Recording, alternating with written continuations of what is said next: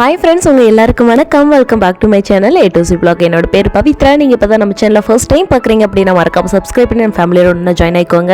சம பிஸியாக டேஸ் எல்லாம் போய்கிட்டு இருக்கிறதுனால இந்த 1 வீக்காக மினி பிளாக் கூட என்னால் அப்லோட் பண்ண முடியல. இந்த லாங் வீடியோமே கூட நேற்று அப்லோட் பண்ணியிருக்கணும், பட் இப்போ தான் எடிட்டிங் ஒர்க் முடிஞ்சதுனால இப்போ தான் டைம் கிடைச்சது எனக்கு. லாஸ்ட் வீக் சண்டே அன்னைக்கு எடுத்த பிளாக் தான் இது. புளிய மரத்தில் வந்து புளியெல்லாம் நல்லா காய்ச்சிருக்குது அப்படின்னு சொல்லிட்டு எந்த அளவுக்குலாம் காஞ்சிருக்கோ அந்த புளியெல்லாம் மேலே ஏறி குளுக்கணும் அப்படின்னம்னா அந்த உழுக்கும் போதே பார்த்தீங்கன்னா காஞ்ச புளியெல்லாம் கீழே கொட்டிடும். அதுக்காக ஆளுங்களை வர சொல்லி மரத்தில் ஏறி எல்லாம் உழுக்க சொல்லியிருந்தோம். புளிய மரத்தை பொறுத்த வரைக்கும் ஒரு வருஷம் நிறைய புளி இருந்தது அப்படின்னா அடுத்த வருஷம் கம்மியாகும். லாஸ்ட் இயரை விட இந்த வருஷம் எங்களுக்கு புளி வந்து கொஞ்சம் கம்மி தான்.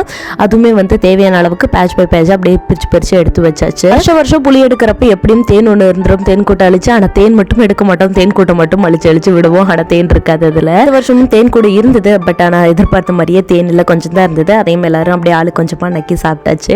எங்கள் வீட்டு பக்கத்தில் ஒருத்தவங்க இந்த குச்சி கிழங்கு போட்டிருந்தாங்க. அவங்களோட தோப்புலேயே வந்து பார்த்தீங்கன்னா இந்த மாதிரி ஸ்லைஸாக சீவி கொடுக்குறாங்க. ஜஸ்ட் கிலோ 35 ரூபாய் வாங்கிட்டு வந்து அப்படியே நாங்கள் பொறிச்சு வச்சிட்டோம். எங்களுக்கு ஒரு 3 கிலோ வாங்கினோம். அதுவே பார்த்தீங்கன்னா இந்த ட்ரம் வழியாக நம்பி போச்சு. அவ்வளோ சாஃப்டாக நல்லா கிறிஸ்பியாக உப்பு மிளகாத்தூள்லாம் போட்டு சாப்பிட்டதுக்கப்புறம் அவ்வளோ டேஸ்ட்டாக இருந்தது. கிழங்காய் வாங்கிக்கிட்டோம் அப்படின்னா கிலோ 25 ரூபா. இந்த மாதிரி ஸ்லைஸ் போட்டு வாங்கினோம் அப்படின்னா 35 ரூபா. சரி, நம்மளுக்கு வேலை மிச்சம்னு சொல்லிட்டு நாங்கள் ஸ்லைஸ் போட்ட மாதிரியே வாங்கிக்கிட்டோம். இது வந்து பார்த்தீங்கன்னா அன்றைக்கி ஷாப்பிங் போகிற வேலை இருந்தது. எங்கள் வீட்டு குட்டீஸ்க்கு பர்த்டே வரப்போது, ஸோ அவங்களுக்காக வந்து பர்த்டே ட்ரெஸ் எடுக்கிறதுக்காக ட்ரெண்ட்ஸ் போயிருந்தோம். அங்கேயுமே வந்து ஷாப்பிங் எல்லாம் முடிச்சுட்டு அன்றைக்கி ஈவினிங் வந்து அப்படியே ஆடு மேய்க்க வந்தாச்சு. ஃப்ரெண்ட்ஸை பொறுத்த வரைக்கும் விலை கொஞ்சம் ஓவர், பட் கிளாத்தில் வந்து காம்ப்ரமைஸே பண்ணாமல் ரொம்ப சூப்பராக கொடுத்துருந்தாங்க. அந்த அவுட்லுக் வந்து எப்படி இருக்குது அப்படிங்கிறத வந்து நான் மினி பிளாக்ல ஷேர் பண்ணுறேன். லாஸ்ட் டைம் என்னோட வீடியோ பார்த்துருந்தீங்க அப்படின்னா நான் அப்போவே நான் சொல்லியிருப்பேன், எங்களுதில் வந்து அந்த அளவுக்கு வந்து மாம்பிஞ்சு வைக்கல, பட் எல்லாத்ததும் வந்து வச்சிருக்கு அப்படின்னு சொல்லியிருந்தேன் இல்லையா.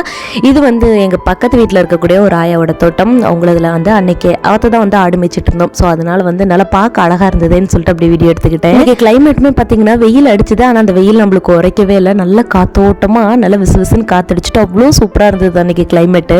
இது வந்து ஃப்ரைடே எடுத்த விலாக். ஒரு வீக்கில் அங்கங்கே எடுத்த கிளிப்ஸை தான் வந்து ஜாயின் பண்ணி வீடியோவை அட்டாச் பண்ணியிருக்கேன்.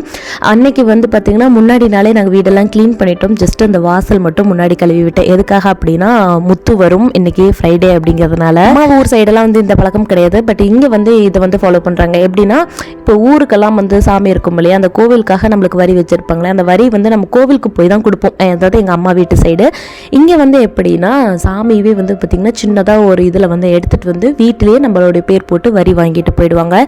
சாமியே வந்து பணம் வாங்கிட்டு போகிற மாதிரின்னு வச்சுக்கோங்களேன். அந்த முத்து வர அன்னைக்கு எல்லாமே வந்து ரெடி பண்ணி எடுத்து வைப்பாங்க. இதில் 6 மணிக்கெல்லாம் முத்து கிளம்பிடுச்சு. ஒரு அப்ராக்சிமேட்டாக ஒரு 1:30 to 2 மணிக்குள்ளே வீட்டுக்கெல்லாம் வந்துடும் அப்படின்னு எதிர்பார்த்தோம். அதே மாதிரி கரெக்டாக அந்த டைமிங்க்கு வந்துட்டாங்க.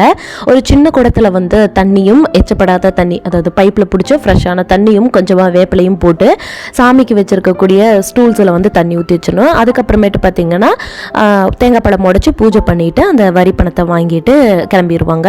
ஒரு 2 to 3 மினிட்ஸ் தான், அவ்வளோதான் டைம் எடுத்துக்குவாங்க. அப்படியே பார்த்திங்கன்னா கடகடன் எல்லா வீட்டுக்கும் அவங்களும் கிளம்பிடுவாங்க. பேட்ச் பை பேட்சாக வந்து கோழி எல்லாம் குறைஞ்சி போய் அகெயின் இப்போ தான் வந்து முட்டை வச்சு கொஞ்சம் எல்லாம் பொறிக்க ஆரம்பிச்சிருக்கு. இதில் வந்து பார்த்திங்கன்னா இந்த ப்ரௌனி வந்து அழகாக வச்சு எல்லா கோழி குஞ்சையும் பொறிக்க வச்சுட்டா. 2 முட்டை மட்டும் கொஞ்சம் ஸ்பாயில் ஆகிடுச்சு. லாஸ்ட் டைம் இப்படி தான் ஒரு பிளாக் கலர் கோழி வச்சுருந்தோம். அதுவுமே சூப்பராக குஞ்சு பொறிச்சிருந்தது. ஆனால் வந்து காக்கா, வைசாலி, கழுகு இந்த மாதிரி எல்லாம் தூக்குனது போக இப்போ 3 தான் இருக்குது. அதனால இதையாவது நல்லா காப்பாற்றணும் அப்படின்னு நினச்சி பார்க்கலாம் எந்த அளவுக்கு இது காப்பாற்றுதுன்னு. யாஷிகா கோழி கொஞ்சம் அசால்ட்டாக போய் தூக்குறான், ஆனால் எந்த கோழியுமே கொத்த மாட்டேங்குது. நான் தூக்குனேன் அப்படின்னு கொத்திடுது. ஒரு தடவை கொத்துனாதான் எங்கள் யாஷிக்கும் திருப்பியும் அந்த கோழி குஞ்சு எல்லாம் தூக்க மாட்டான். வேஸ்டான 2 முட்டையும் உடச்சு பார்த்துட்டோம். அதுலேயுமே வந்து பார்த்திங்கன்னா கரு கூடவே இல்லை, அது அப்படியே ஸ்பாயில் ஆகிடுச்சு.